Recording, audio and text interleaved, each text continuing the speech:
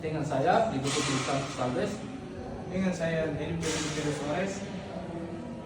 Oke, kami dari kelompok 5 akan membahas isu-isu yang mempengaruhi kehidupan kita sehari-hari.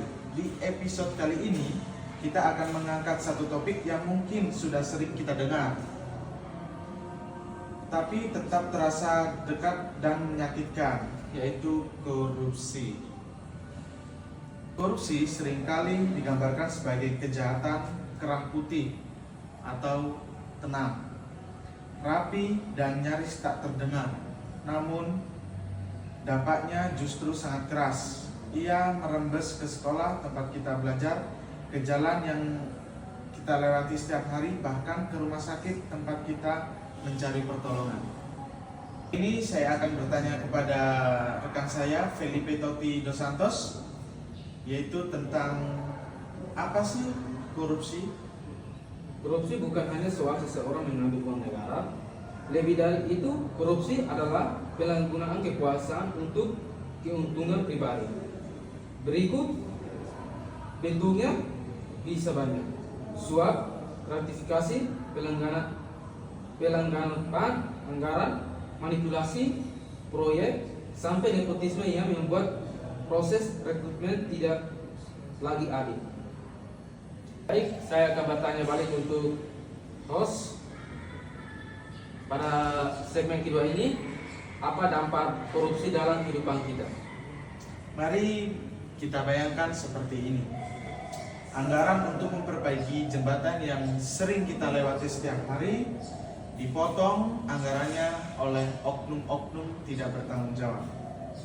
Hasilnya jembatan itu dibangun dengan bahan-bahan yang kurang berkualitas dan murah, dan itu dampaknya berpengaruh bagi masyarakat atau mahasiswa seperti kita ini yang melewati jembatan itu.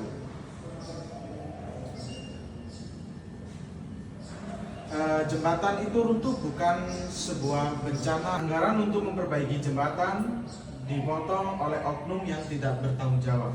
Hasilnya jembatan itu dibangun dengan bahan murah, dan pada suatu hari jembatan tersebut runtuh bukan karena bencana alam, tapi karena keputusan seseorang yang mengutamakan kantong pribadinya. Atau ketika biaya pendidikan tiba-tiba naik, bukan hanya karena inflasi, tetapi karena anggaran yang diselewengkan atau dibuat tidak anggaran terlalu tinggi, tapi dipotong oleh oknum-oknum yang tidak bertanggung jawab itu.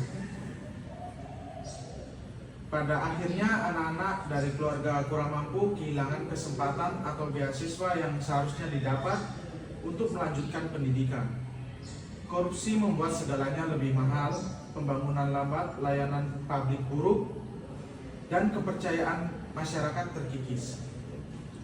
Baik, saya akan kembali bertanya kepada rekan saya, Felipe Toti dos Santos. Mengapa korupsi bisa terjadi? Berikan alasan Anda. Baik, di sini ada beberapa alasan, seperti lemahnya pengawasan, kurangnya transparansi, budaya biasa saja di mana masyarakat menganggap suap adalah hal wajar. Kepentingan kekuasaan yang memberikan celah pada penyalahgunaan wewenang terhadap korupsi berkembang karena orang merasa tidak akan ketahuan. Dan saat satu orang melakukannya, orang lain merasa hal itu juga bisa dilakukan. Lanjutkan segmen 4.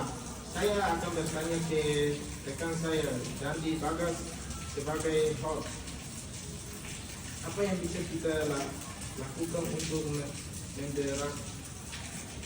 menderantang korupsi? Baik, di sini saya akan menjawab pertanyaan dari rekan saya, yaitu Pedro Suarez. Korupsi bukan hanya urusan lembaga penegak hukum. Ini adalah tugas kita semua.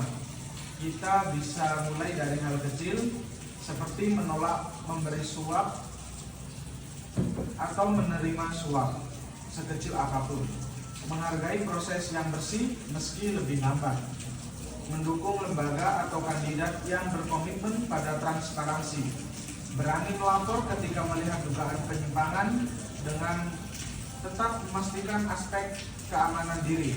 Ketika masyarakat bersuara, tekanan untuk berubah akan terasa lebih kuat. Korupsi mungkin masalah lama, tapi bukan berarti tak bisa diperangi. Setiap tindakan kecil yang kita lakukan hari ini bisa menjadi awal dari perubahan besar. Terima kasih sudah mendengarkan podcast dari Kelompok 5. Jangan lupa follow dan share episode ini kalau kamu merasa topik ini penting. Sampai jumpa di episode berikutnya.